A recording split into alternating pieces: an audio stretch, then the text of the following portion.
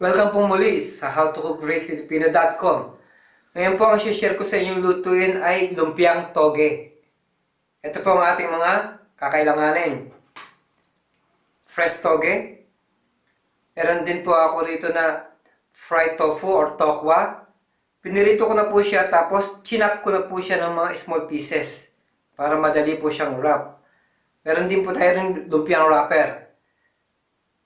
Spring onion, chopped onion, chopped carrots, garlic powder, paminta or ground black pepper, salt. Gagamit din po tayo ng cooking oil. Tara na po magluto. Okay po, umpisahan na natin ang ating lumpiang toge. Mainit na po yung wok natin, meron pong konting mantika. Make sure lang po na nasa low heat kayo. So ilalagay na po natin ang ating carrots. Gigisahin lang po natin siya.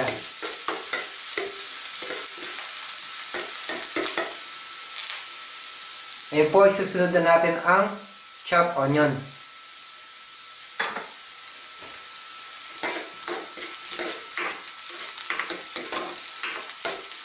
Hindi po tayo maglalagay ng tubig sa proseso ng pagluluto na ito dahil once na naglagay tayo ng tubig, may tendency na mabutas yung ating lumpia wrapper.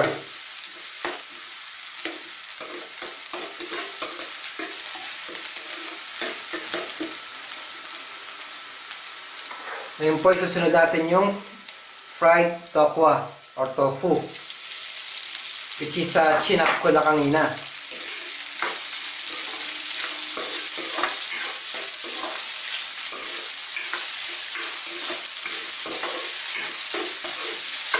Instant lang po kasi ito dahil luto na po yung tokwa kanina. Lalagay ko na rin po ang spring onion, ang toge,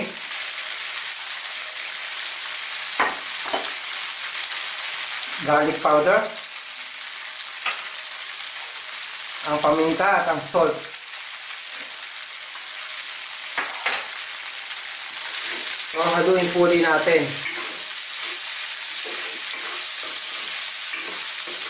Once na nag-combine na lahat at naluto na po yung ating bean sprout or toge, ito-cool down natin siya bago natin siya i-wrap.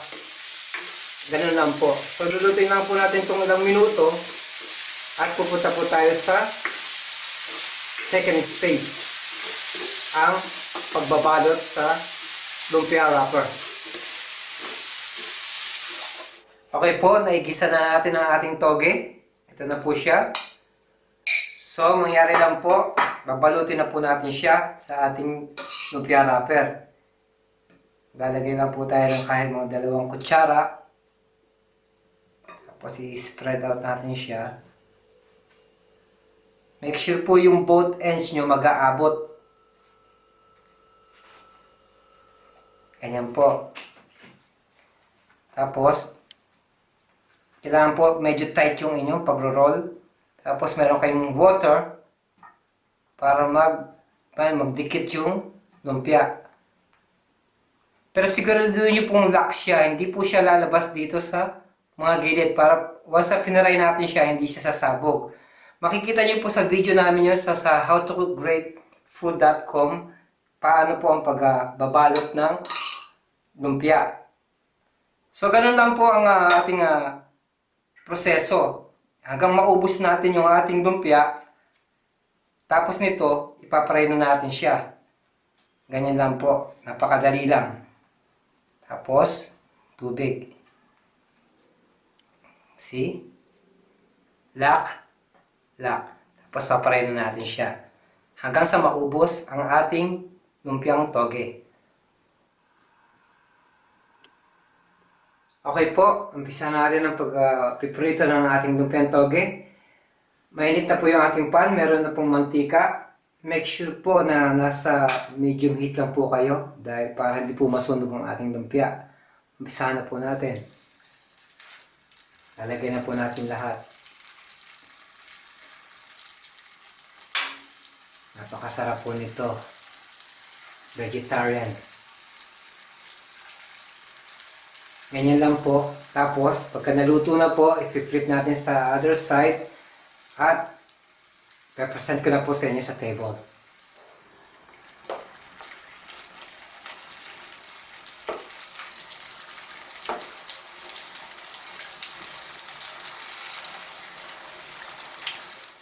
Okay po, ito na ang ating lumpiang toge. Napakasarap po nito.